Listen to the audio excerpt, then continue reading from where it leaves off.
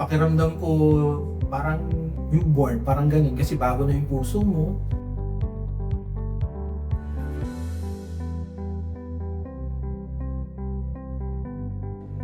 Ako po si Jovan Rodriguez, 49 years old, may asawa, 2 anak, at isa po akong seaman.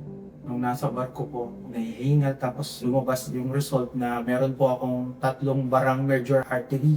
Ang sabi po sa akin, angioplasty, isang bara lang, mag-prepare ng 500,000. What more kung 3 barado, sabi sa akin. So, nanlumo po talaga ako.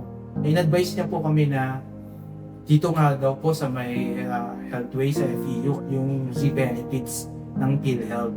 Malaki po na yung tulong financially sa amin. Yung paghihingal ko na madalas nawala. Ngayon nakakapag-jogging pa ako. Ngayon nakahatid sundo ko na yung mga anak ko.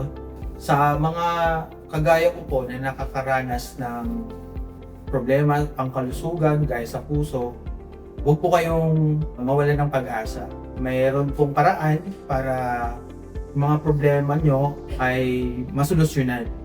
Kumapit po kayo sa Panginoon, sa pamilya nyo, magdasal, at lalong-lalo po maniwala na mayroong gagabay sa inyo na institusyon gaya ng health.